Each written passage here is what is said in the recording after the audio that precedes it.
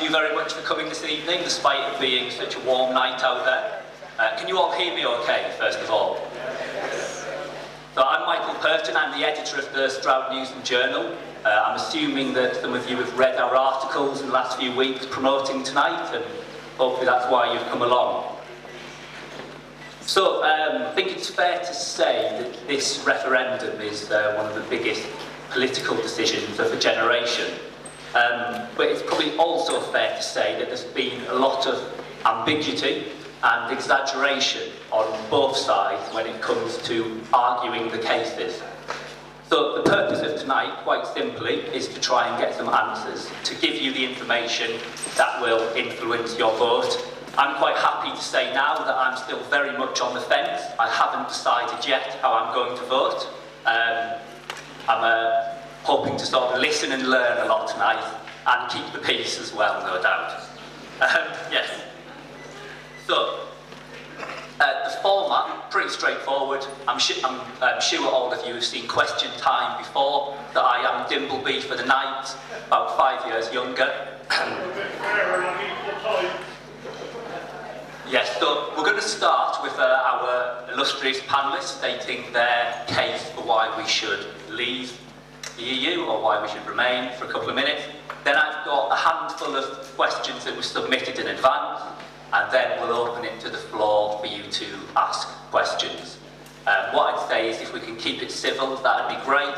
I mean, obviously it'd give us a great story for next week if there is a mass brawl, but in the interest of getting home tonight in one piece, let's keep it civil, shall we? So, our panellists are, we have Neil Carmichael, who is Stroud's MP, and also the chairman of the Conservative Group for Europe. So, relevant obviously for tonight. We have Sarah Lunnon, who's the Green Party County Councillor for Stroud. We have Roger Helmer, who is UKIP MEP for East Midlands. And Simon Richards, who is the Chief Executive of the Freedom Association. And it doesn't take a genius to work out who wants us to stay and who wants us to leave the EU. So, we're going to kick off with Neil, stating the case for why we should remain in the EU. Neil, please. Well, good evening. It's great to see you all here. It's fabulous that this has generated so much interest. And we're here because we are having a referendum, and that proves one thing, that we are a sovereign nation, because we could not have a referendum with any use if we weren't sovereign. So we are sovereign, and we are making a choice tonight as to how we're going to use that sovereignty. And the issue is actually what we do with our sovereignty. Do we use it to strengthen our economic position, as we have? Do we use it to make us more secure, as we do? Or do we use it to exert throughout Europe, which is what we also do? And I think that that's what these issues rest on. So first of all, because we're in the world's largest single market, completely free of tariffs, and pretty much free of obstructive regulations in terms of trade, we benefit enormously.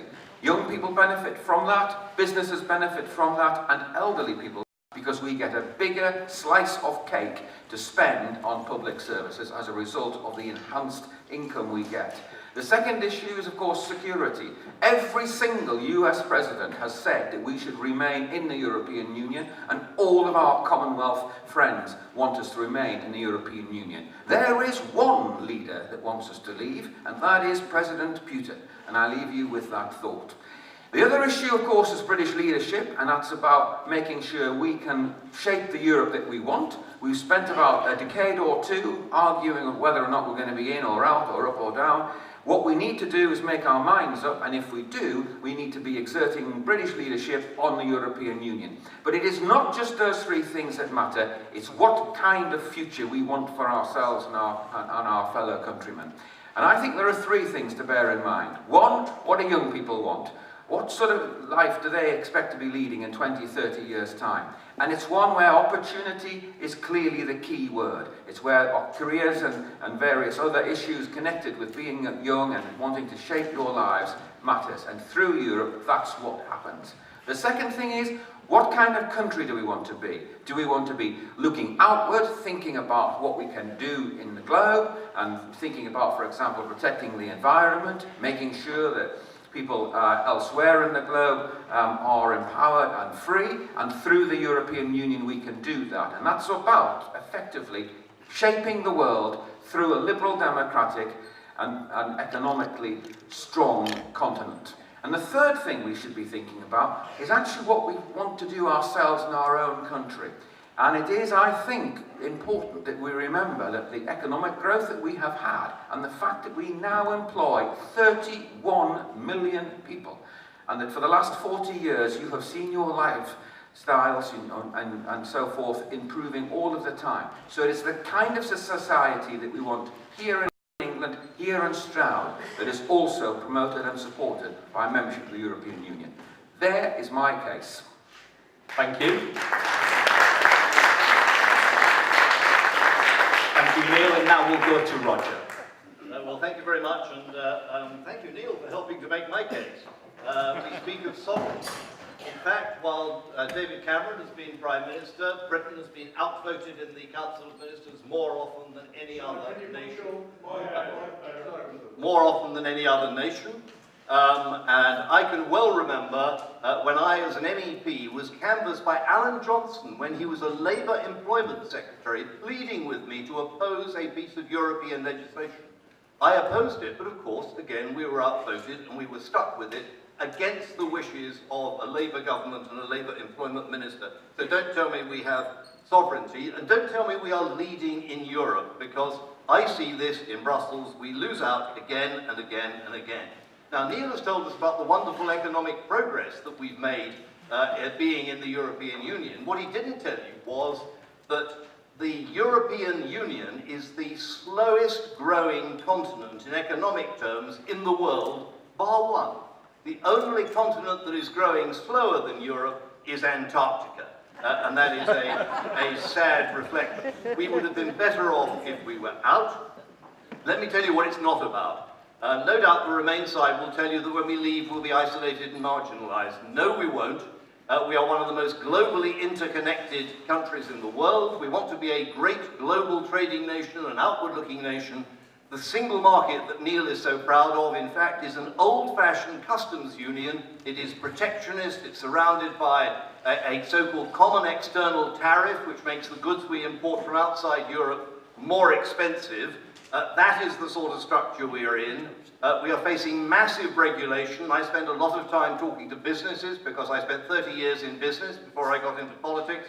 And what industry and business talks to me about is the absurd level of European regulation. Of course, we need some regulation, but it is excessive, it is expensive, it is holding us back.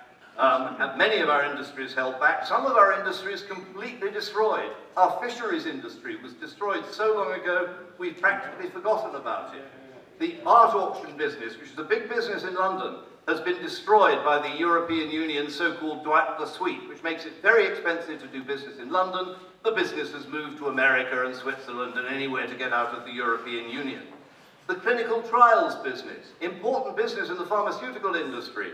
The European Clinical Trials Directive has resulted in our share of that market going down from 12% global market share to 1% today, and that business has moved abroad to places like India and China, which aren't governed by those rules.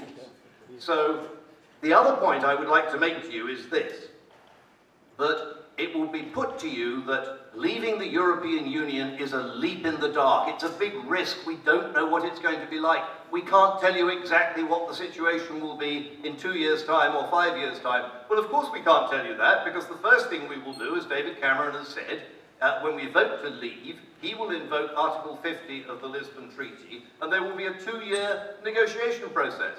And the essence of a negotiation process is that you don't know beforehand what the answer is going to be. But we do know some of the parameters, that the worst case there could possibly be would be WTO rules, and they ain't that bad. The biggest suppliers of imports into the European Union from around the world are Russia, China, and America, and none of those have a special trade deal with Europe. They all operate on WTO rules. The Remain side likes to imply that trade stops and dries up if you don't have access to the single market. You can't sell stuff there. Of course you can. And after Brexit, we in Britain will still buy Mercedeses and BMWs, and those Europeans will still buy Jaguars and Toyotas and Nissans made in this country. Of course, trade will go on. That is absolutely fundamental. But the big risk is staying in the European Union. The European Union is not a status quo, it's not some safe harbour that we can be confident about. It is facing existential crises on many fronts. The euro has been an economic disaster with youth unemployment close to 50% across southern Europe, in Greece, in Spain, in Italy. Italy is becoming a basket case. The Eurozone is going to be in terrible trouble. You've got the immigration crisis that they cannot respond to. You've got Turkish accession, which is being accelerated and will introduce another 79 million people who are able to come to this country freely if they join. There is the security issue where Europe, with its European army, is undermining NATO, which has been the basis of our security for most of my lifetime. These are the risks of staying in. Taking back control, running our own country as a free, independent, democratic nation is what we have a once-in-a-lifetime opportunity to do. Take the chance. Vote on the 23rd for freedom and independence.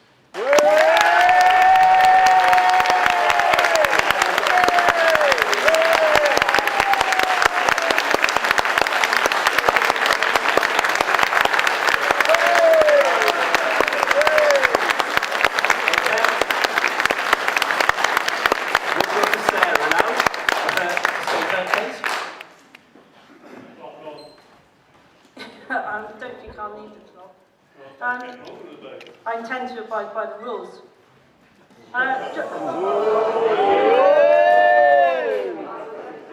Remember what I said about being civil?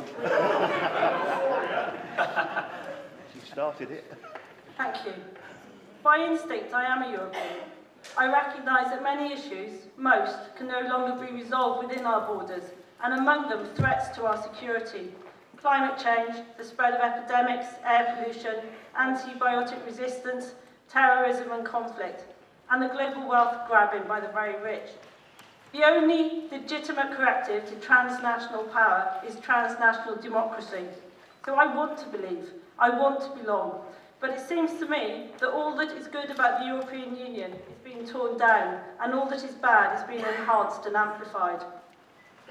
Nowhere is this clearer than in the draft agreement secured by David Cameron. The most disturbing elements are those that have been widely described as uncontroversial. The declarations on regulation and competitiveness. They amount to a further dismantling of the safeguards defending people, places and our living world. Alongside such specific threats, the EU is engineering treaties that challenge the very principle of parliamentary control of corporations. The Transatlantic Trade and Investment Partnership, TTIP, is but one example of many. Their purpose is to place issues which we have a valid and urgent interest in beyond the reach of democratic politics, and the Commission defends them.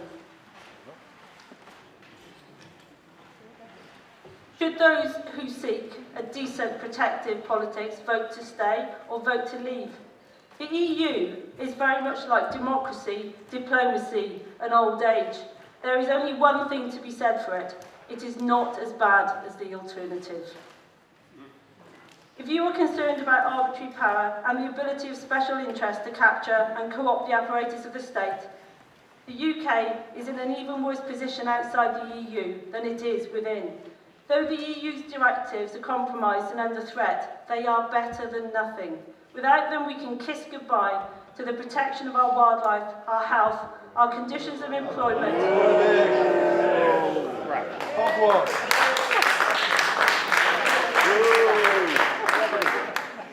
and one day perhaps our fundamental rights. Without a formal constitution, with our antiquated voting arrangements and a corrupt and corrupting party funding system, nothing here is safe.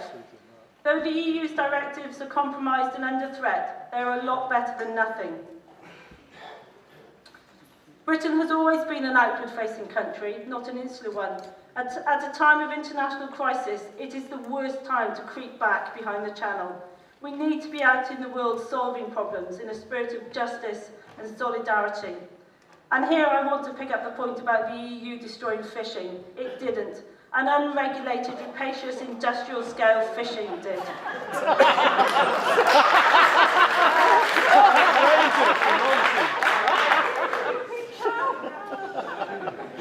I believe we should remain within the Union, but we should do so in the spirit of true scepticism. I am a pro-European Eurosceptic. Thank you.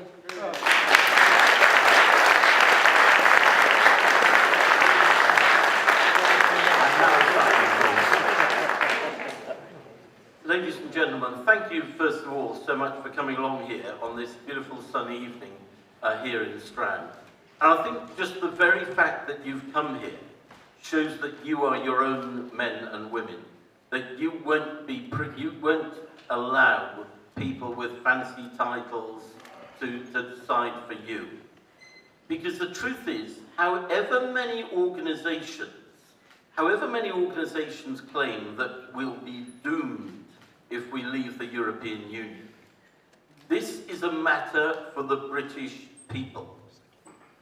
Now, I am absolutely convinced that this country would thrive enormously freed from the massive bureaucracy of the European Union, as Roger described so well.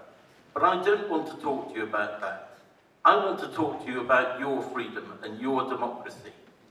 Now, I happen to be, although I'm representing the Freedom Association, like Neil, I'm a Conservative as it happens. But this is not a party issue.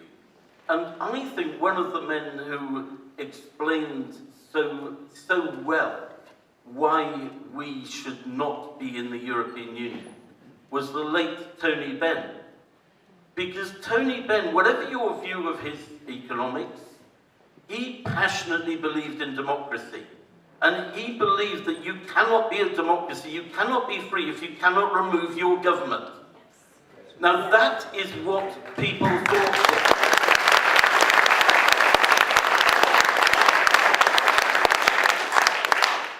David Cameron was incredibly insulting when he said that people had died fighting in this country for the European Union.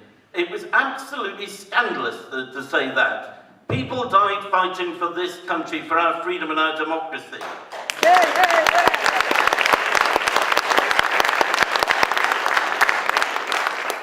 And we should not give it up lightly. Ladies and gentlemen, we are a great country. We are the 5th largest economy in the world, but also we are the strongest soft power in the world, even above the United States. We are on every organisation that exists, the top table of every organisation, except the World Trade Organisation, where we're represented by a German or something, because we're in the EU. Now, we are a great country. We believe in freedom and democracy. I think it's an absolute scandal that the suffragettes, many of whom died fighting for the vote, what would they say now if we say that we don't care about our freedom and democracy, that we don't want to be a free and independent country? This country has a great future. At present, we are tied to a corpse. The European Union is the worst performing economic area in the world. But even if there were reason to fear being as poor as Switzerland, as impoverished as Norway, they do seem to be getting on all right. There was a survey just this week saying that those were the 2 best countries to live in the whole world. They seem to be managed, but we're a bigger country, and with all great due respect to the Swiss and the Norwegian great people, I think we're a better country. We must believe in Britain, believe in this country, believe in yourselves. Don't take no for an answer from the politicians in that cosy club that they're in. You should be proud to be in this country and vote to restore your freedom and democracy on the June 23rd. Thank you.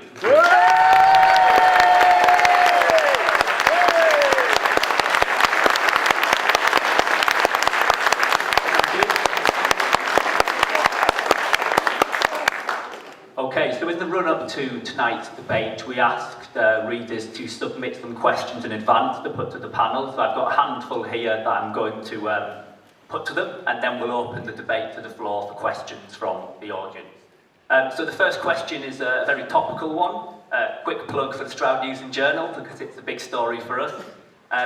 So this week we saw staffing pressures at Stroud's minor injuries unit, forcing it to close overnight repeatedly. We're talking very often over the last few months.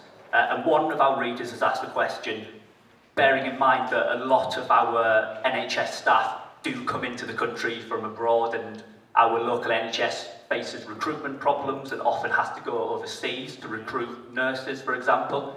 If we were to leave the EU and, quote, close our borders, would we be walking into an NHS crisis?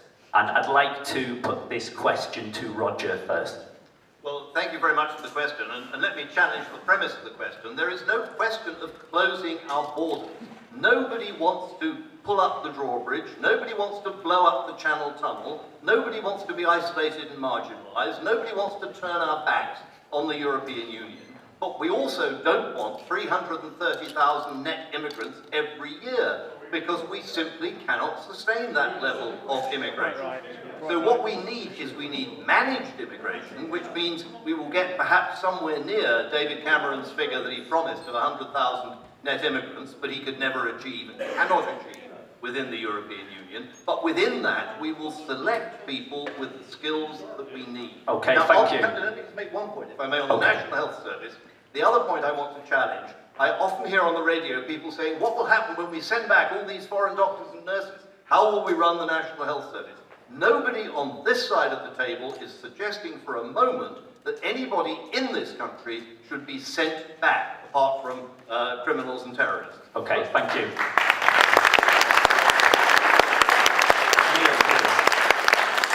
I want to make three brief points. First of all, if you don't think we control our borders, try and go on holiday without your passport and then make an attempt to get back.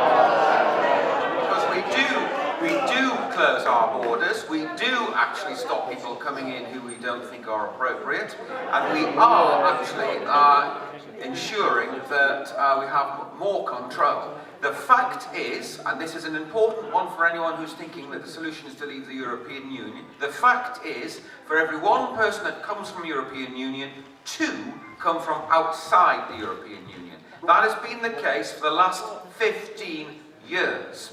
And the other point is that we have about 2 million Britons actually in the European Union. So it is a two-way street, and it is a street that benefits this country, benefits it in the way that the question was implying, that we fill the jobs with the skills that we need, with the people that we actually require in this country to keep our economy going as well as it does. And that is the real point. We actually benefit from the kind of ability of firms to exchange labour. And I'll give you a good example, and it's Airbus, which is not too far away from Stroud. It actually employs a huge number of people, and I know there are people that work in this constituency and live in this constituency and can go and do go to Toulouse as easily as that, benefiting from the mobility that the European Union gives that firm and the supply chain firms that amount to a very important part of our economy. And Airbus, just 2 days ago, pointed out that if we leave the European Union, their future and our manufacturing base will be seriously at risk. And I'm just going to finish on this point. 2 people in the Leave campaign have casually conceded that jobs would be lost if we left the European Union. It is easy for them because they've got jobs which might not be lost, but they are not treating people whose jobs did depend on the European Union.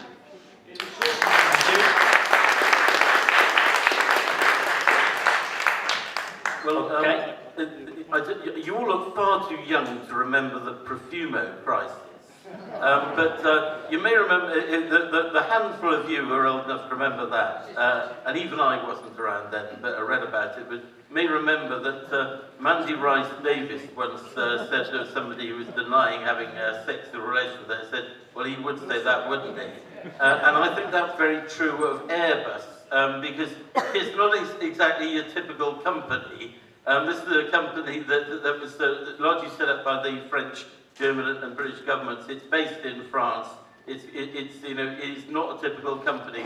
And Boeing has already said it's going to move its European headquarters to Britain. We've had Aston Martin saying they're going to move, they're going to create a big factory here. In fact, it is a lie. But I must give Neil one thing, because it is true that some jobs will be lost if we go into the European Union.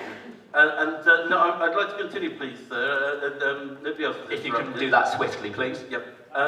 Well, I haven't talked for anything like as long as Neil, so please, Mr. Chairman, do be fair. Yeah. But some people will lose their jobs in the European Union, and I have to say I'm sitting next to somebody here, and that says what a principled man Roger is. Because if we leave the European Union, his would be the first job to go. Thank you. Now, I just want to come briefly on the NHS. We'll move on to Sarah, please. So the reason why we don't have enough nurses in the NHS is because we don't have enough nurses at the Stroud Minor Injuries Unit is because of decisions taken by Westminster politicians, not because of the EU.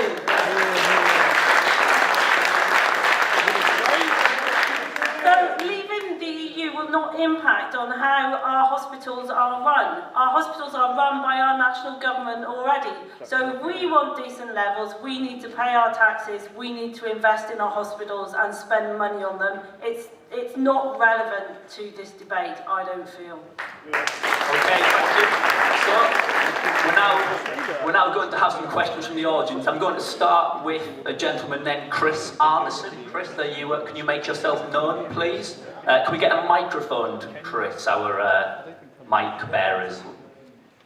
Do you think, Chris, that you've got a loud enough voice? Here we go.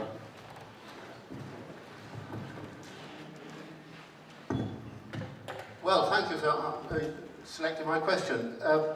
Roger Helmer briefly alluded to it, but basically, from both sides, very little has been said about the 2-year period that will follow a leave vote, other than occasionally somebody has said, well, of course, the following day nothing will change. I don't believe that. When the terms of the separation are supposed to be agreed during a 2-year period, would the panel explain how the process is conducted, who oversees it, and who arbitrates if agreement is not reached? May I just take that one on briefly? Yes. It's a very good question. We could go on for about 2 years answering it. But I would like to say that a lady called Ruth Lee, an expert economist, has written a very good paper about this, and she explains it's all very simple and very factual. It's a very clear, simple process. Now, I would bore you to tears if I explained it here. Please but if anybody here would like a copy of that, please do let me know afterwards, and I'll give you my card, and you can get it. I really strongly recommend it. Yeah, I think, I agree, it is a fairly straightforward process. The person or people responsible for negotiating from our side will be the government of the day, which may or may not at that stage be headed by David Cameron. And the people on the other side who will be responsible for negotiating will be the European Commission. They should set an objective of agreeing terms within 2 years. There is an option within the treaty for that period to be extended, but only if everybody agrees. And at the end of that period, they should have in place a trade agreement. Let me tell you why I believe we will have it, because you may say, well, maybe they just never get to agree, and where do we end up then? The worst case, as I said earlier, is world trade terms that we would be governed by. But we buy so much more from the continent than they buy from us. That's bad for our balance of payments, but it's great for our negotiating position.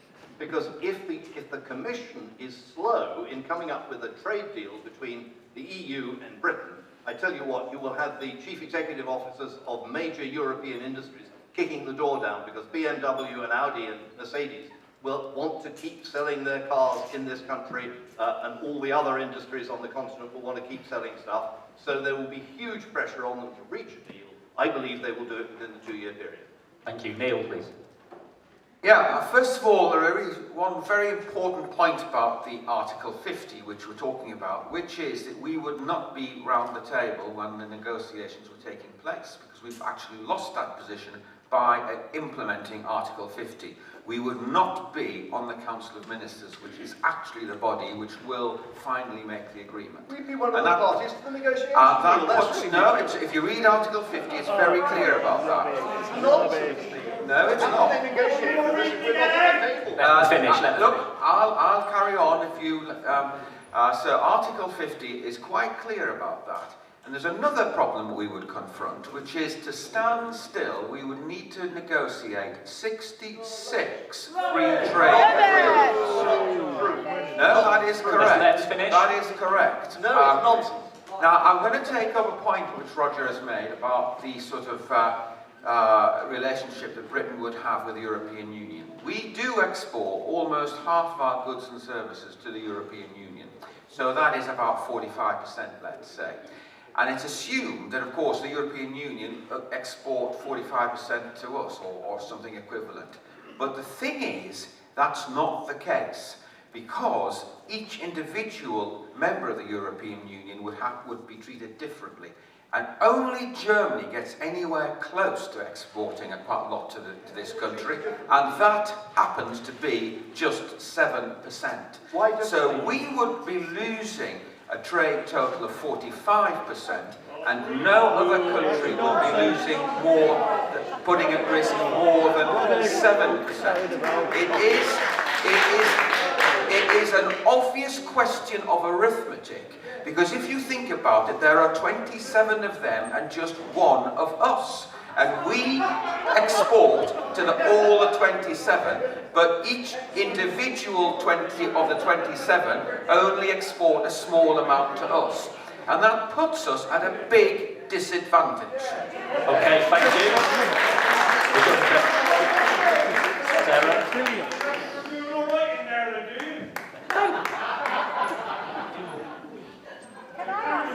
Actually, nobody knows exactly what is going to happen if we leave the European Union. So, absolutely, or if we stay, I absolutely take that point on board. And I'm up on this platform for the first time ever, actually, with like 3 members or former members of the Conservative Party, and it's quite interesting. They're both calling each other liars, and actually, you know, I imagine most of you sit in the audience thinking, well, yeah, that seems reasonable. But no. Quite frankly, nobody knows what's going to happen. If they tell you they know, they're not really telling you the truth. We can't know what's going to happen. And we're being fed myth upon myth upon myth about why we should do this or why we shouldn't do that. We've had a whole Churchill myth given to us about plucky Europe and how we're going to be great and brave again. It is a myth we're being fed. We are a small country. We're part of Europe. We trade with Europe. We have links with Europe. We have freedoms now to travel across Europe. It's amazing. We have freedom and security provided by it.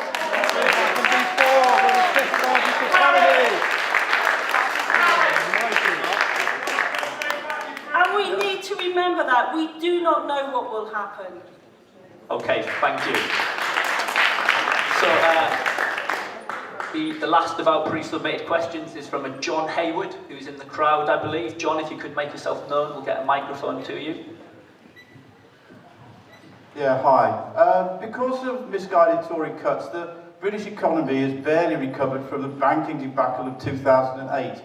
Could the Brexit panellists explain why on earth we should now vote for the immediate return of economic disaster that will follow an outvote on June the 23rd, starting with an oil shock? What a load of rubbish! Well, that's definitely not Brexit, but I will answer your question. The truth of the matter is that we do face a risk. Banks are actually preparing for the risk of leaving by storing up capital. That's one of the reasons why small businesses are having it a harder time getting access to investment now. We actually are putting at risk nearly half of the foreign direct investment, because nearly half of the foreign direct investment actually comes from the European Union. And the banking system has actually just recovered. And if anybody is under the illusion that the banking system was over-regulated prior to 2008, I'd say think again.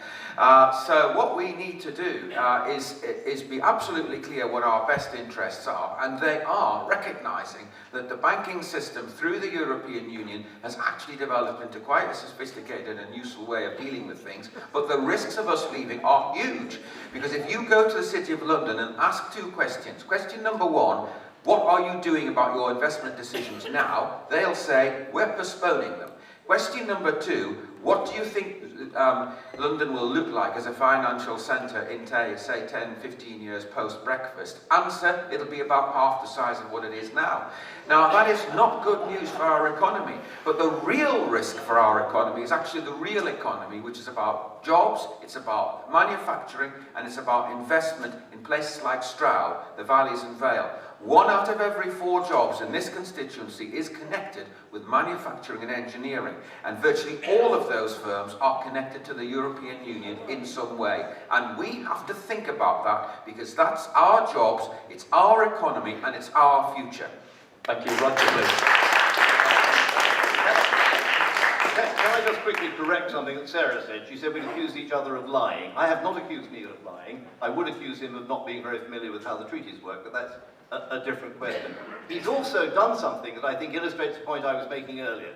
He said all these jobs in manufacturing depend on trade with Europe, and therefore he didn't say we're going to lose them, but he implied that we might well.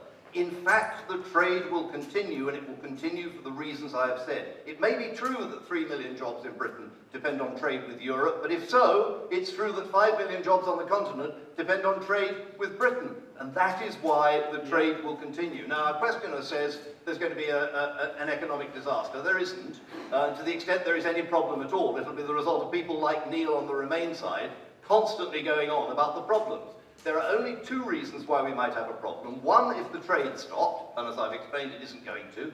2, if the pound falls. And again, I don't think there's any reason why the pound should fall. If you look at the euro, which is facing an existential crisis, and you look at the pound, which is the currency of the 5th largest economy in the world, I personally would put my money on the pound, not on the euro. If there's any problem when we leave in economic terms, it will be the result of this relentless talking down of Britain and British prospects that the Remain campaign has been engaged in.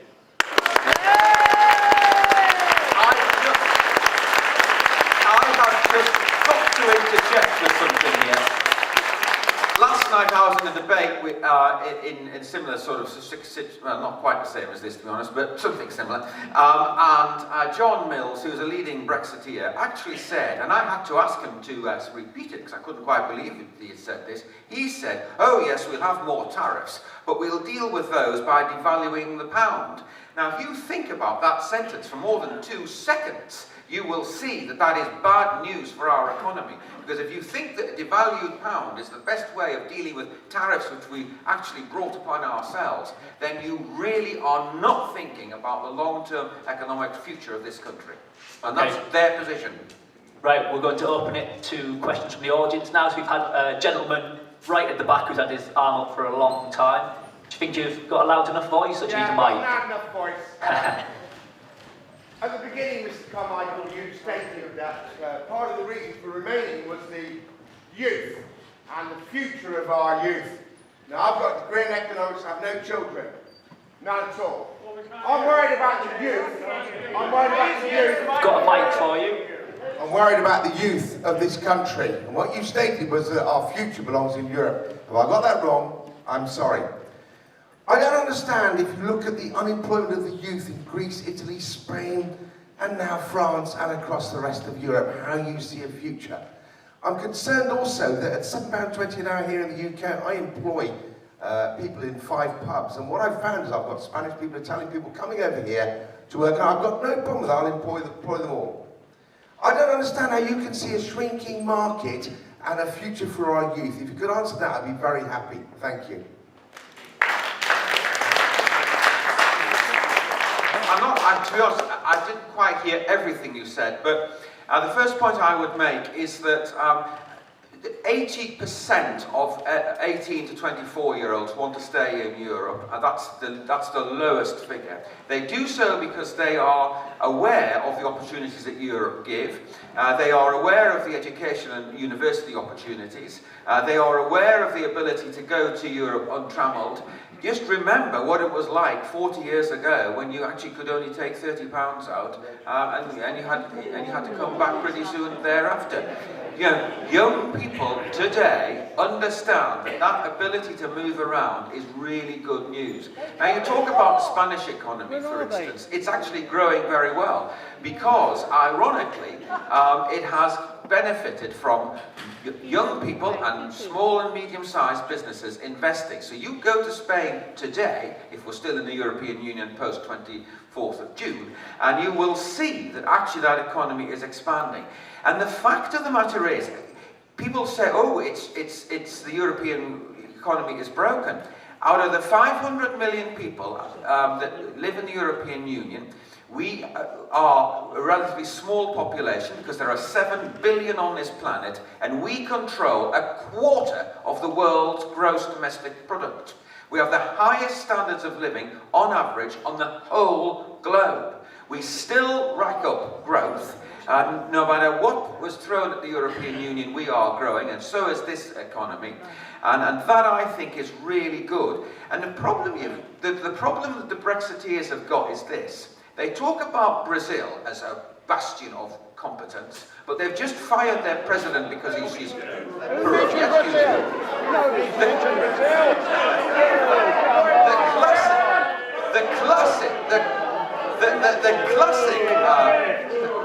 The classic was when they came out with Albania as a paradigm of Let him finish, please. The Prime Minister of Albania, he said this. He said, I love my country, and I'm very proud of being Albanian, but I just don't think Britain should follow the same model. And he's right, because our best interest is remaining with the European Union and developing our trade, which actually amounts to a considerable amount total, not just with the European Union, but through the European Union. And that is of enormous benefit to our constituency, this constituency, and this country. Okay, Simon, please. I'm very grateful to Neil for letting me have a word in, and thank you, sir, for your excellent question, which I heard very clearly. Now, this is a human tragedy on an epic scale. There is youth unemployment, particularly in the Mediterranean countries, of up to 50%. This is not just an economic statistic. This is a massive tragedy, and it's growing and it's getting worse. And there's a very good reason for this. It's because the European Union operates essentially for Germany's benefit. It suits, and this is nothing to do with the war or Hitler or any of that. It's simply an economic issue. It suits Germany to have an undervalued euro, and it means that Germany's been able to wipe out the weaker economies in southern Europe. And the thing is, as was said before, the EU is not static. It is going to get dramatically worse because because David Cameron has said that he is going to pave the way for Turkey, pave the way for the EU to get to Ankara, and we're going to then have enormous numbers of Turks flooding into this country. And I think if we stay in the EU, our youth unemployment is probably going to be as bad as it is in Greece, Italy, and Spain. Okay, we'll move on now. Next question. We'll have a question from the gentleman there with his arm up in the black jacket. Oh, is it a shirt? That's right, you? Yeah. Right, to leave or to remain, which option would be guaranteed to protect the rights of 26 million British workers, such as legal limits on working hours, the right to 28 days paid holiday, and anti-discrimination rights? And who's that question to? Anyone in particular? I'd like to hear everybody answer it in their own way. We'll do our best. We'll start, Sarah. Thank you very much. It's very difficult to guarantee anything, but I think you bet your bottom dollar that if we leave, that those rights you've been talked about will be slowly stripped away from us. And I think you make a very valid point.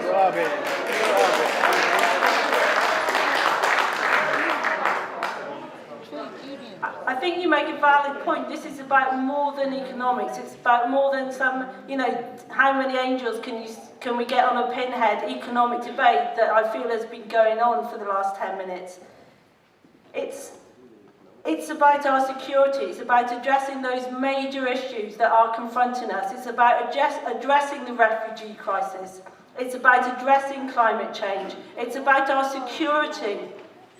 And that security includes things like our employment rights, like our maternity rights. And that is why, ultimately, I come down on staying in the European Union. Thank you, Roger.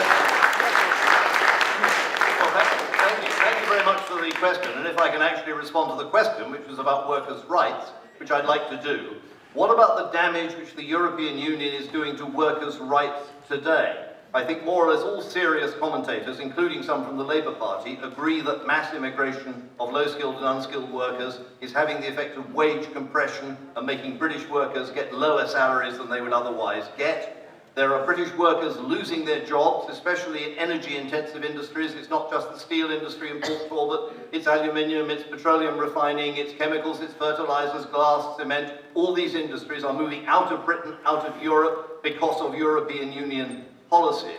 But the other point I would make to you, sir, is this. You seem to be implying that you do not trust the British people to elect a government that will protect their interests. I do believe the British people will do that. I trust the British people to do that. Okay. Gentleman in the grey sweater who's had his arm up for a while, please.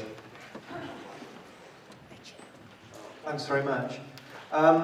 It's quite interesting listening to the panel, really, because it kind of reflects, I think, what's been going on nationally, which seems to be a debate between the various factions of the Tory party, and, in my opinion, exposes the splits there are in the Tory party, but also the splits there are in Labour. And what I would like to know is, so for me, really, the key question is, how do we fight, first of all, austerity? How do we defend our wages? How do we defend our public services? And for me, it's to weigh up that balance. And for me, I come down that the EU is a boss's club. It's there for me to promote austerity. It's shown that where it's attacked the Greek workers, where it's put an austerity programme which has impoverished Greece, an austerity programme onto Ireland and so on. And the Lisbon and Maastricht treaties are a pro-privatisation agenda. It's limited public spending on public services. And I think, really, the EU is a trading bloc. It's a trading bloc, and it used to be called a common market. It is a common market. But it's to challenge, in my opinion, the trading blocs of the US and Southeast Asia. And the free movement of labour, in my opinion as well, was really about bringing, for Western EU businesses to use cheap labour to drive down wages even further. To challenge that, in my opinion, we looked at our collective power. The power, for instance, of the Lindsay oil workers, who took strike action to defend their national agreements when Italian and Portuguese workers were being used to try and drive down those wages. But they didn't blame those workers. They worked alongside and said, all workers should get those wages, wherever you come from. Okay, if we could move it towards the question. So for me, I've come down on the fact that I think we should come out of the EU because the EU is a pro-austerity organisation. But I have no trust in our government either. We will also have to fight this government to fight austerity as well. And so for me, the EU offers an extra barrier to fighting austerity, and so for me, is how do we build our anti-austerity movement, and that's what I'd like to hear the panel talk about. That the fact of the tax on our public services, the NHS. I think we should renationalise the railways, for instance. Okay, so the question is about how to fight austerity. Austerity. Okay, yes. Neil, we can start with you, please. Well, I'm a great believer in a growing economy, and I think that the Conservative government has delivered some growth in very difficult circumstances. So those of you who want to see that continue should carry on voting Conservative. You've heard basically the left-wing view about the common market, which was well articulated in 1975 by Barbara Castle, Tony so on. And actually Peter Shaw was quite explicit about this. He actually said then that what he wanted to do was have import controls and have a barrier around Britain so he didn't have any trade with anybody, whilst he sorted out the economy which he wanted to describe as a command economy from Whitehall. That's not my way of proceeding, and so therefore I would disagree with you in your analysis. What the European Union does is actually drive wages up. What we do is, hang on, I haven't finished yet. What we do is, we've created an economy which incredibly is employing 31 million people. If you are surprised at that, here's why it's so surprising. When we first joined the European Union, we were employing less than 20 million. We've got now another 11 million people at work in this country, and actually wages are going up, and quite right too. What we have to do is make sure that our skills, our education system is up to the mark so that our people can actually do the jobs, the skilled jobs and the research and science jobs that are actually increasingly available in a modern, dynamic economy that Britain's is because we are in the European Union. Okay, Roger?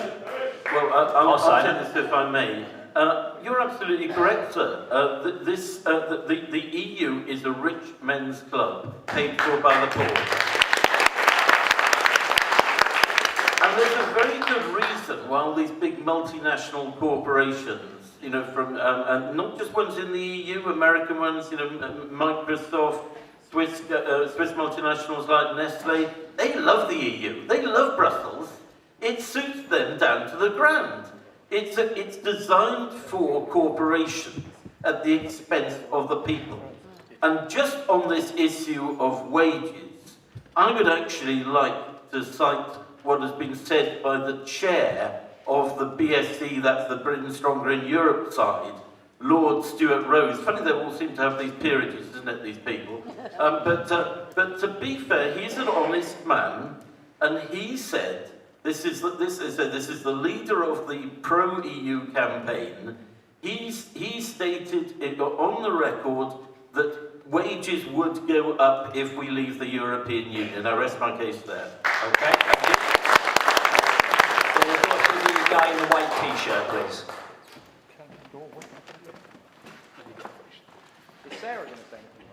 Thank you. My point, we're talking about the European Union and everyone's focusing on Europe. There's the rest of the world out there. We're not talking about that. We're saying we're pulling up the drawbridge with Europe. We're not. 53 countries or about that have visa-free travel in Europe. So if we leave Europe, we'll still be able to travel there. But let's talk about the rest of the world. Thank you.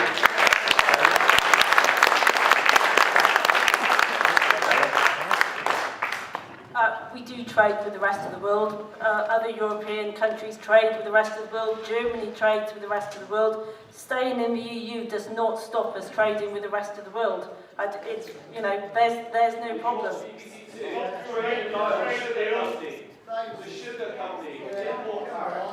Come on. If you want to trade with the rest of the world, then you will have to deal with the tariffs set up with the rest of the world. There will always be barriers to trade between individual companies. We will negotiate them. I mean, we've just had... 7 years of that. You know, it depends what you choose and want to believe and how open your ears are to what's being said. If you've got a closed mindset, then you can choose to believe what you wish and you will carry on doing so. But if you want to be open, if you want to listen, and I go back to my original point, which is nobody knows what will happen. So you've got a whole range of people up here telling you different things are going to happen. Nobody knows. And when we come to vote, we are going to vote ultimately on what we feel is the right thing to do, because we cannot know what will happen. And I will come back to Chris's point. He's right, and I agree with a lot of what he said about the European Union, but ultimately, I've decided and come down on the point that the protections offered are worth keeping. And I believe the protections offered to us outside of the economic benefits, the workers' protections, the protections to our environment are worth keeping. And that's why I'm going to stay. We'll move on. Gentleman in charge. I think the gentleman really wanted to... Okay. Well, thank you very much. Brilliant question. Exactly in line with the position that I think we would take. Sarah is right in a sense that there's no formal barrier to Britain doing trade with China or India or whatever, except, of course, for the EU's common external tariff.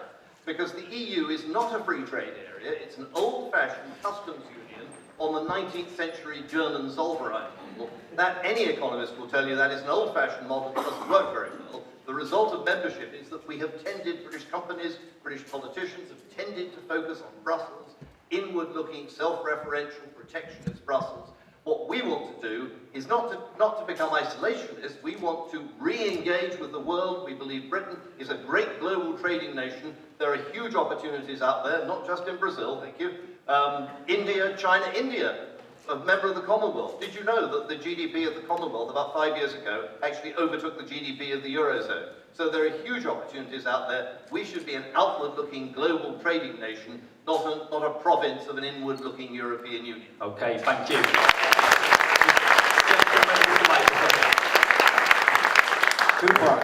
Mr. Cameron called the debate. Surely he must realise it could come out. Has he got a plan for that? What do people think about that? What I'm disappointed in, on the staying side, that if we come out, we'll lose all our security. We won't be able to negotiate with anybody. I mean, Interpol was going before the common market, and if any country doesn't want to talk to us on security and known terrorists, I mean, do we want to be part of them? And lastly, on the, if you wanted to employ somebody from abroad, like an au pair, what do they know about that? Okay, thank you. Neil, do you want to take this one first? Well, I did actually mention security issues in my opening remarks, because I pointed out that every single US president wants us to be in the European Union, and every single... And every single Commonwealth leader wants us to be in the European Union. That includes, incidentally, a very forceful commentary from the government of India, which is actually made it clear that the investment trends and the trade trends with this country are precisely because we are in the European Union, and I would have thought that was a very important point to make. As for the security issue in general, you know, the fact is we do benefit from more information that we get from our European partners, and crucially we benefit from the ability to shape the policies that help collect that information in the form of data and so forth in complex travel arrangements. And the European arrest warrant is particularly useful. You asked specifically about au pairs coming over. It's worth remembering what's been going on in Scotland, where we're busy actually asking an Australian family to leave because they haven't got a job. And that is a kind of relationship that we would have in terms of other countries wanting to come here. So look at what's happening. It's the Blaine family, I think. They've been given an extension to find a job because of the circumstances which are quite specific to that family. But it illustrates the kind of difficulties that you would have if you were thinking about having someone from the European Union or indeed anywhere else. So you've got an example on the table to look at. Okay, thank you, Simon. Well, first of all, to answer the point on Mr. Cameron's, I use inverted commas, I think, renegotiation. Can anybody remember anything that he got from that? It was an absolute farce. He treated us as fools. Now the thing is, He said that Britain could and would thrive outside the European Union. He said only days before he came back from that farcical renegotiation that he might decide to recommend that we leave the EU if he didn't get his deal. Days afterwards, he's saying it's going to be the end of the world, that this country's going to be virtually wiped out. I'm not going to call him a liar, I'll leave you to decide. Now, just on the security issue, very briefly indeed, you just look at the news today, there's absolute turmoil in France, there's arrests, there's Syrians in Germany on terrorist offences. It looks like, I mean, I hope this will not be the case, but it looks very worrying, the arrangements for the European Football Championships. What has secured the peace for us and our security is NATO. Not the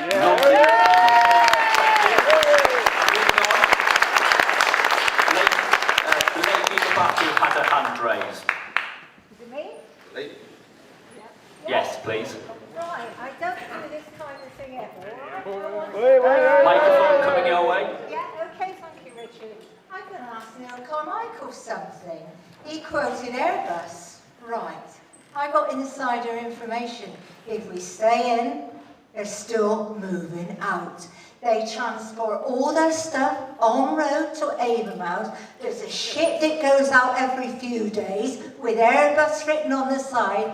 They can't use the airport anymore. They're coming out even if we remain. So there.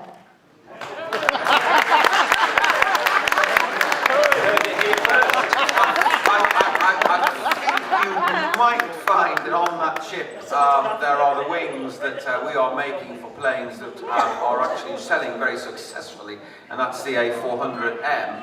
And you'll also find that on those ships there are the test rig gear for landing equipment. And in fact, I was at Airbus just 18 months ago when they opened up a really impressive engineering centre, research and development. It's absolutely fabulous, and you should go. And if your inside person has the key, you should have a look round, because it's really impressive, and it's actually giving more jobs to people in this constituency. Thank you. Roger? If I can... To ship it out that way. If because they've lost the airport. The microphone. Can I I can answer that one as well. That was a really very foolish decision of Bristol to abandon the airport, which is one of the longest runways that we've got, and goodness knows why they decided to turn that into a housing development. But that's what they did. But that's not what the Airbus were pleased about. Can I briefly actually agree with Neil, because I suspect it is wings that are made here, which are being sent to Toulouse to be assembled, so I don't have a big issue with that. I would recall that about 6 months ago, when we first started discussing the referendum, a senior person at Airbus said that whether Britain left or stayed, they would continue with their operations there. That was quite explicit. The other point is, of course, as we mentioned earlier, that Boeing are planning to move their headquarters, their European headquarters, into Britain, quite regardless of whether we leave or not. So this idea that nobody will invest here, people come here for skills, for language, and also for the ability to sell things in Europe. We will still have the ability to sell things in Europe after Brexit. Thank you. We'll go to the lady in blue with her arm raised. Yes, please.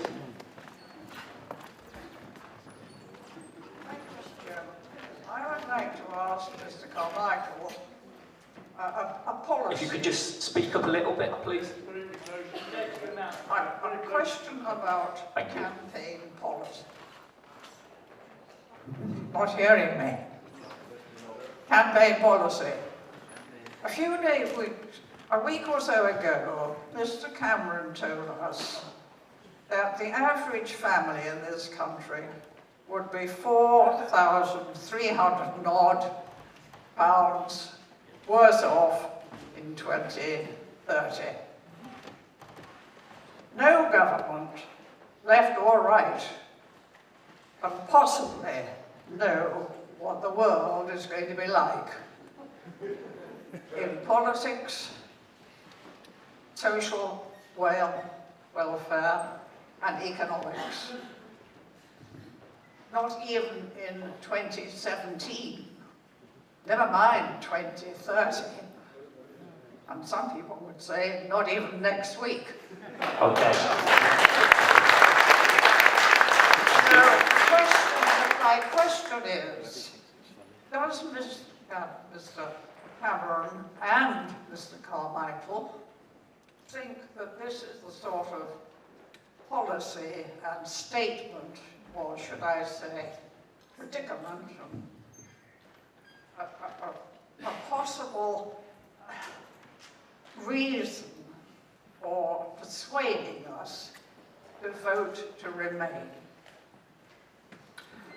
Well, I think it's a really good question, and I think that it's important for us to recognise that when the Leave side itself point out we're going to lose jobs, and when bankers are telling us that they're not investing at the moment, and when our trade opportunities with the rest of the world, and particularly the European Union, is at risk, we've got to bear in mind what that actually means.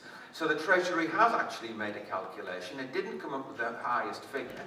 It produced a middling figure of 4,300. But I have to tell you this.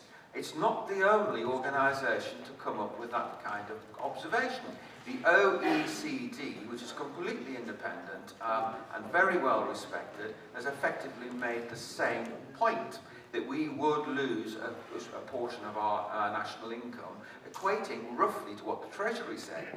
Then the IMF, which helped bail our economy back in the 1970s, has actually said, hang on, it may be unpalatable, but it is the case, that the IMF also said our economy would shrink. If that wasn't enough, the Institute of Fiscal Studies, another highly respected organisation, has said that our economy would shrink.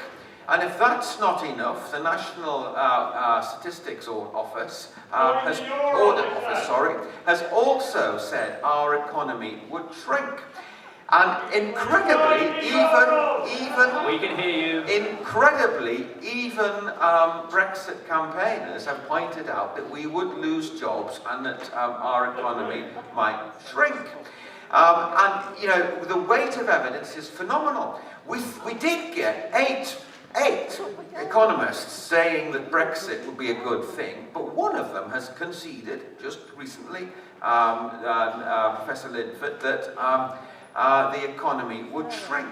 Now, these are difficult to calibrate. It's not easy to be absolutely clear. I accept that.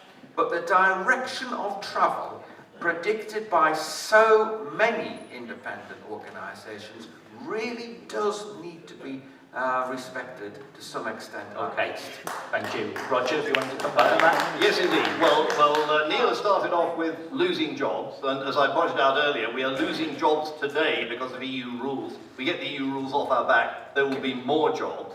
The lady who asked the question said, was it unwise or irresponsible of Cameron to suggest that every family would lose £4,300 a year? Yes, madam, you are entirely right. And I think this is why the Remain campaign isn't really gaining traction, because, you know, these apocalyptic warnings, we're going to lose £4,000 a year, there's going to be a third world war, there's going to be a plague of locusts, the skies are going to rain blood. You know, it just is not credible, it is absurd. Now we've got Neil telling us about the OECD, which is funded, by the way, partly by the EU.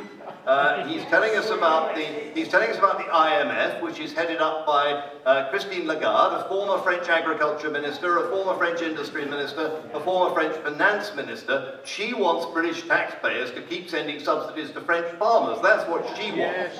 So.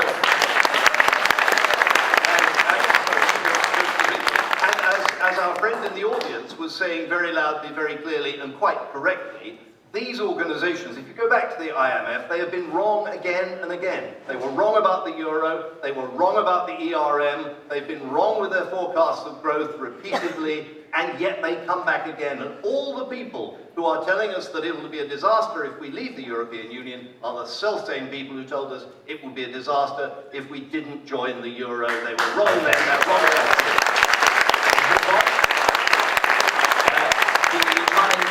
Arm raised at the back, please. Yes. Yeah. If we leave the euro, can we really trust our current government that tried to make a £30 ESA cut? Sorry, could you just repeat that one, please? If we leave the European Union, can we really trust our current government that tried to make a £30 ESA cut on the poor, sick and disabled? Okay. But the student support you're talking about, yes? Yes. Anybody want to take that one up? Obviously, it's a tricky one. Well, it's essentially the same question as the one we had earlier. You know, we vote for our government. If you end up with a government you don't like, vote for a different one. But I trust the British people to elect a government to protect their interests, and at least we have the right to do that. In Europe, they do something you don't like tell us we've got to keep the tampon tax, and there's nothing we can do about it. We're just stuck with it. Okay, Neil? What I find quite amusing about this debate about the European Union is that it doesn't seem to stop people, and quite rightly, criticising me for all the decisions that we make in the House of Commons, because that's actually where we do decide what happens in this country. Let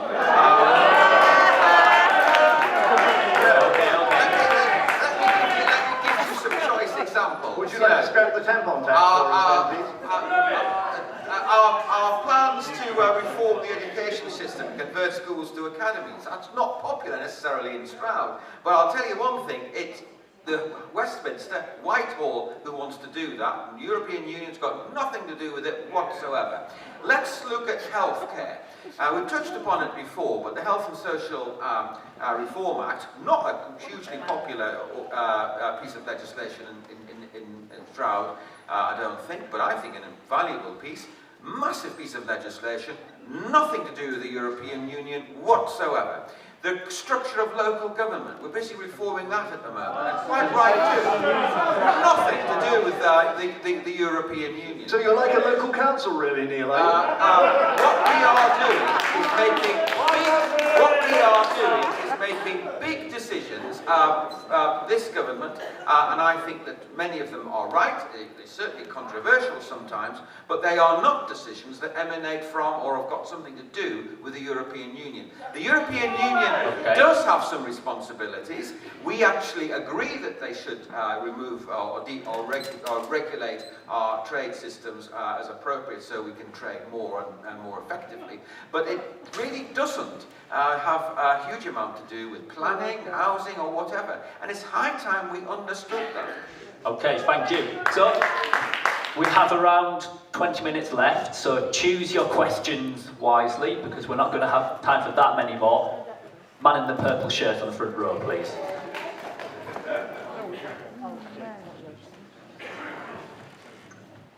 Okay, so maybe they didn't want to pass me the mic because I've been rather animated at the front. But I do feel... Are you hard of hearing or something? I'll talk a bit louder for you. I am.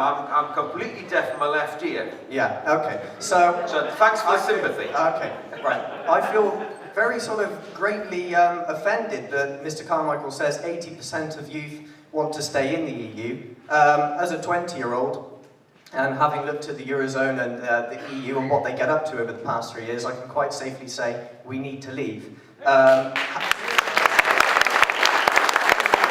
So, having left school and started college, I actually started my own business in IT. And the question, if we can get towards the question. I'm trying to make my point, which I've tried to make, Sure, sort of glancing and not giving me the mic, so I'm just going to say it. It's actually good for a young person to get the mic, okay? Because this is primarily an older debate. So, thank you, thanks.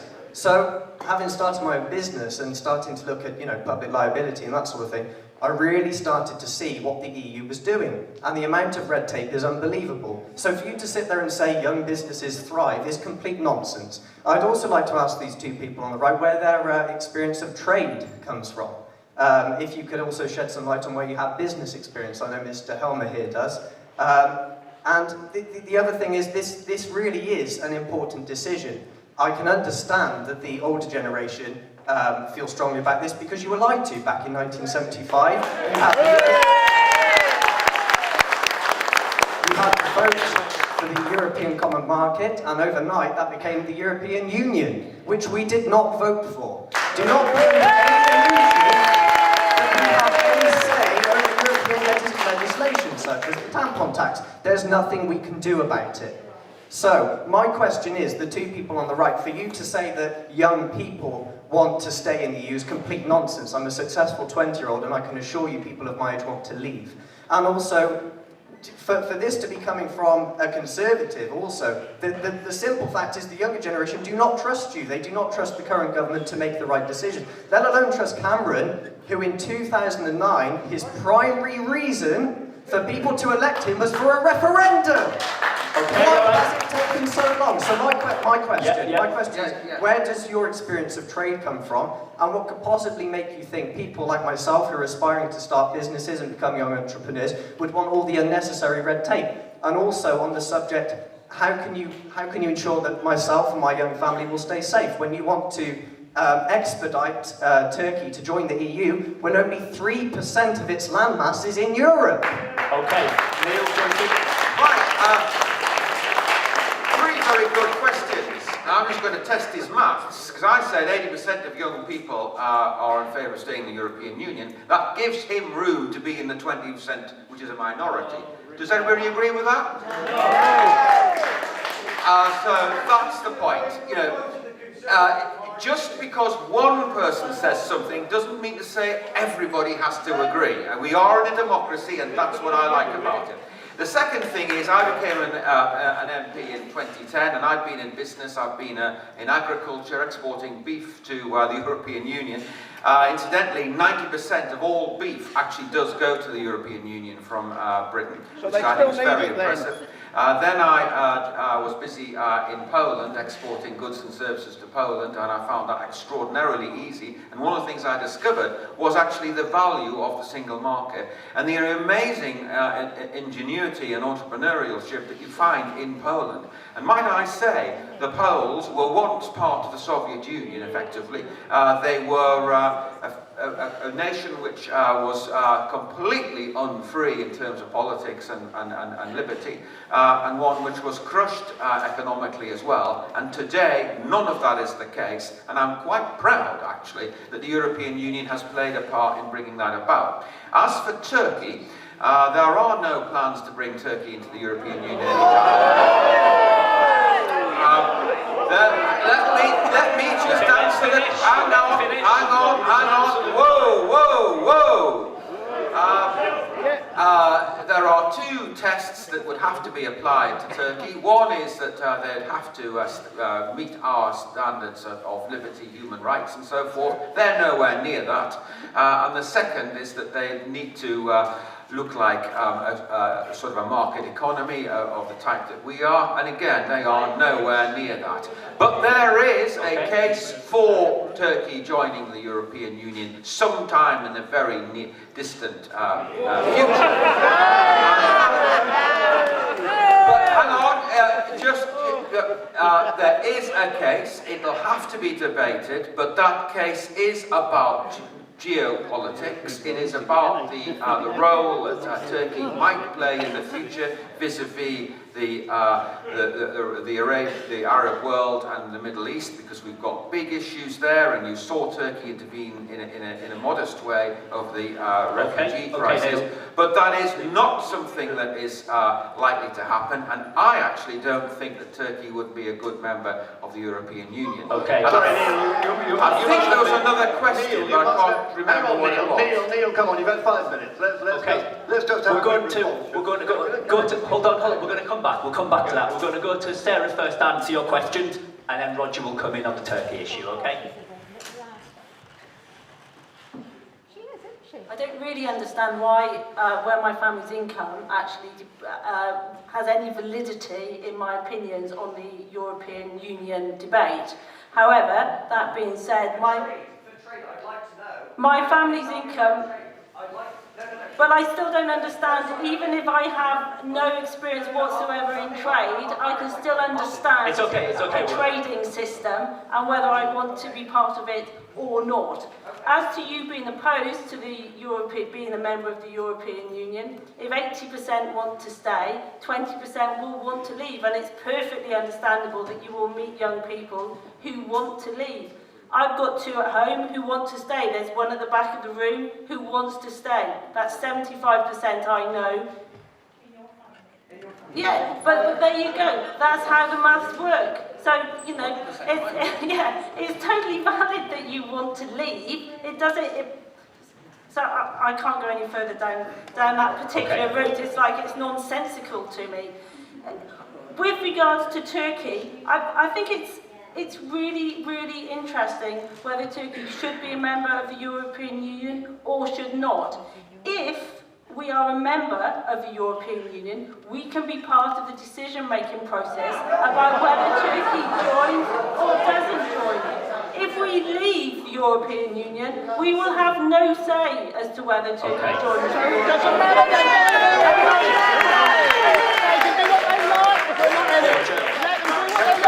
Can I suggest to you that one of the reasons why young people tend to be a little more pro-Brussels is the huge amount of propaganda which the European Commission puts in our schools. But I must come back to Neil on this. I must come back to Neil on this question of Turkey, because so far I've given him the benefit of the doubt and said that he's mistaken. But he must know that when he says there is no plan to bring Turkey into the European Union, that is plain not true.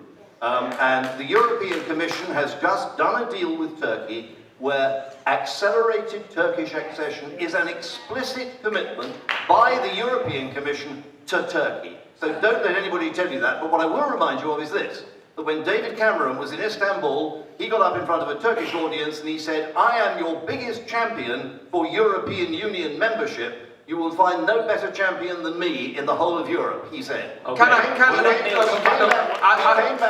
He came back here and said, don't think about Turkey, they're not going to join till the year 3000. It only takes one nation to veto another nation joining the European Union. That is a fact. It is clearly written down in a treaty. So if we were in the European Union, we could veto Turkey. But hey, the Germans and the French don't want Turkey in either. So if you think that Turkey is going to be marching into the European Union anytime soon, you're wrong, because the veto system would stop it happening, even if the two tests were applied. You said there's no plan, Neil. There is a plan. It's on paper. It's agreed. It's signed off by the Commission. Okay, let's move the debate on. Let's move on. We'll come with Turkey in the brown jacket, please. Yes, sir.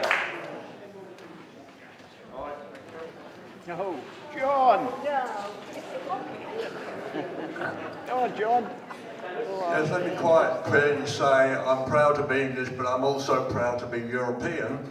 My wife is Italian, and she's over in Milano at this moment in time, so I've talked to her about what the Italians' view were about it, and she's got a lot of friends there in Milan. She's well, versed in talking to people. And do you know what the thing she said, of course, was we feel if Britain comes out, we will help to do, it makes the union much weaker. Now, the issue, the point being, can I finish? The point being is that is this the objective of the right, and the right of most countries, to actually want to destroy the EU? Okay.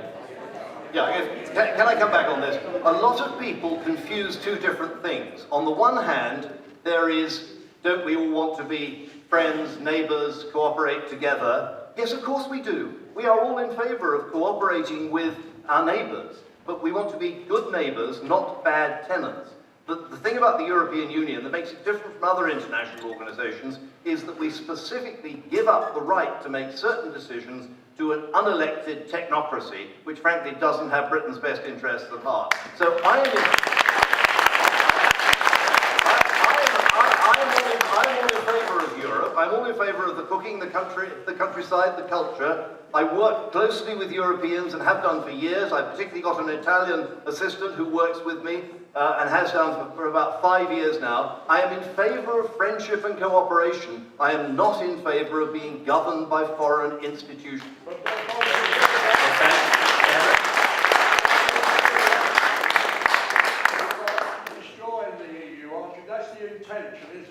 Well, I tell you what I would like to see. I would like to see a free trade area in Europe where we had independent democratic nations trading and freely cooperating together. That is the structure I would see. You cannot have a democratic EU. The EU institutions are profoundly undemocratic. I want a democratic Europe, and the only way you can have a democratic Europe is to have independent, democratic nations that trade and cooperate together. That is my vision. Okay. So we're going to, time is getting away from us, we're going to have to take our last question, but obviously the debate can continue afterwards. If you want to stick around, there is a bar, of course. So for the last question, I'm going to go to the man in the second row in the white shirt who's had his hand up for an awfully long time. Thank you. This question is pointed at Mr. Carmichael. Just speak up a little bit, please. Yeah. Unelected European Commissioners have the sole power to initiate EU laws. Can it be right that their laws override the laws made in our democratically elected Parliament and assemblies?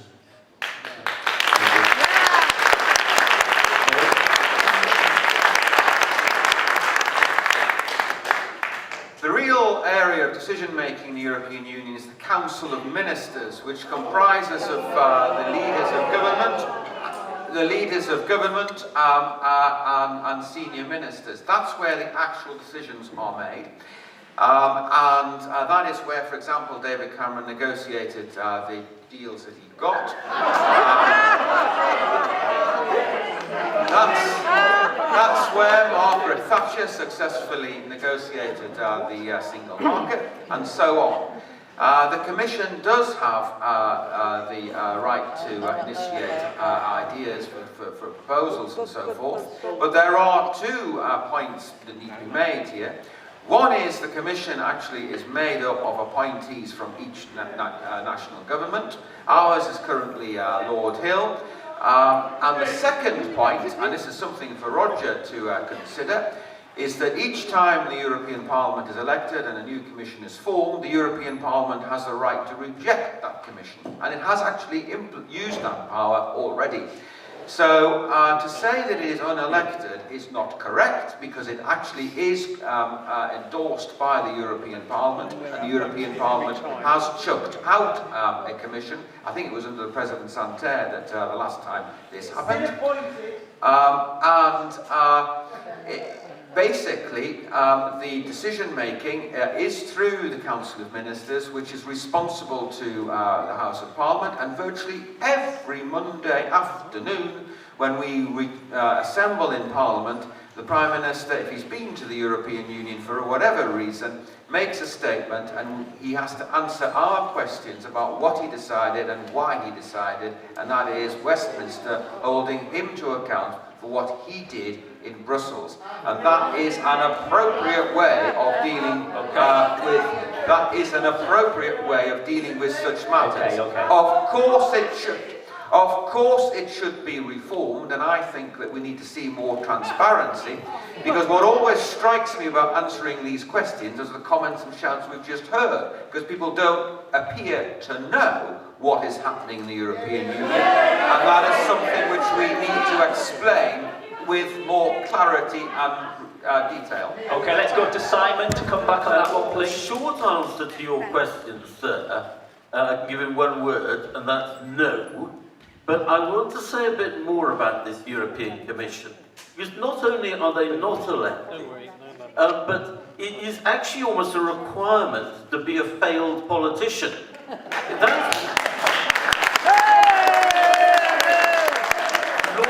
Lord Kinnock, twice defeated leader who used to be anti-EU but changed his mind when he got a massive fat pension. Lord Mandelson, who was disgraced and kicked out of the cabinet, and Lord Hill, as Neil correctly mentioned, nobody even knows who the man is. I can tell you who he was. He was an apparatchik, a bag carrier, a policy wonk of David Cameron's. He was a very good Minister of Education. We have no say in this thing whatsoever. It is an absolute scandal. Okay. So I'm afraid we have run out of time, but I'd like to say thank you to all of you for coming along.